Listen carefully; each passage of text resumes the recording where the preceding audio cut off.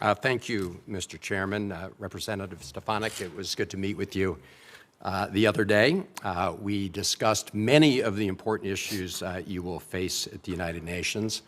And I was pleased to hear you say that despite your voting record in the House, you support funding for the United Nations and most of its agencies. And we agreed that U.S. disengagement from the United Nations would simply cede lots of territory to our adversaries. Sadly, President Trump's decision to leave the World Health Organization will do just that. I believe it will make us less safe. Viruses don't respect national boundaries. Also, much false information has been spread about UNRWA this morning. I simply urge all my colleagues to go read the U.S. intelligence assessment of UNRWA, an organization that Cindy McCain, the head of the World Food Program, has described as, quote, indispensable. One issue that you will immediately face at the UN are discussions and resolutions regarding the ongoing conflicts in the Middle East. And I associate myself with Senator Rosen's comments about the importance of enforcing UN Security Resolution 1701, along with other UN Security Council resolutions. Like you, I've met with the hostage families, many of them, and I commend President Trump and Special Middle East Envoy Steve Witkoff for the role they played in finally securing the agreement to release the hostages and enter into a ceasefire. It's essential that they achieve its full implementation.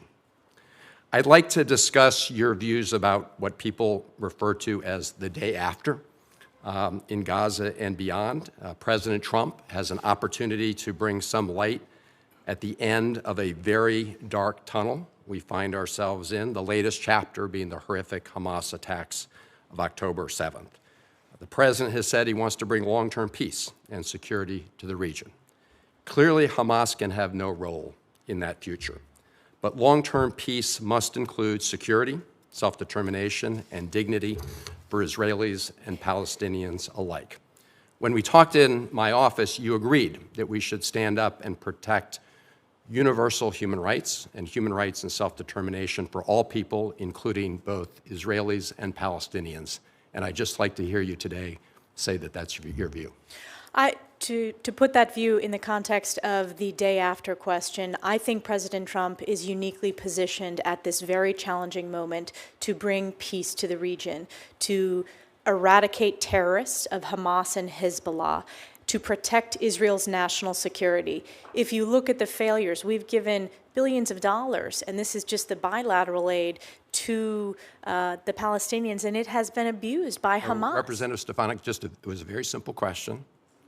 I'm just asking you if you agree with the statement that in order to achieve long-term peace and stability in the Middle East, that we have to secure the human rights and rights of self-determination for both Israelis and Palestinians. That's a yes or no? I support human rights for all, and I think it's a disgrace that Hamas and Hezbollah have stripped human rights of the Palestinian people, and we need to ensure that we are standing up for human rights, and Israel is standing up for human rights. It is a beacon of human rights in the region. We agree with that. I asked you in my office also about whether Palestinians have the right of self-determination.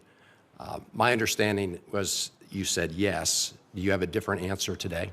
That was not the direct question that we discussed. I said the Palestinian people... You believe that Palestinians have the right of self-determination? I believe the Palestinian people deserve so much better than the failures that they've had from terrorist leadership. It's just a pretty simple question. And I believe we need peace in the region. Of course they deserve human rights. So I want to ensure that, number one, we bring the hostages home.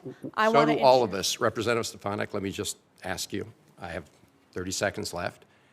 I'm rarely surprised by answers in my office, but I did ask you whether you subscribe to the views of Finance Minister Smotrich. Of who? I'm sorry, Smotrich. This is the Israeli Finance Minister Smotrich and the former National Security Minister Ben-Gvir, who believe that Israel has a biblical right to the entire West Bank. And in that conversation, you told me that, yes, you shared that view. Is that your view today? Yes. Okay. I think when it comes to this very difficult issue, if the president is going to succeed at bringing peace and stability to the Middle East, we're going to have to look at the UN Security Council resolutions, not just the ones on Lebanon, which we should enforce, but other UN Security Council resolutions. And it's going to be very difficult to achieve that if you continue to hold the view that you just expressed, which is a view that was not held by the founders of the State of Israel, who were secular Zionists, not religious Zionists. Thank you, Mr. Chairman.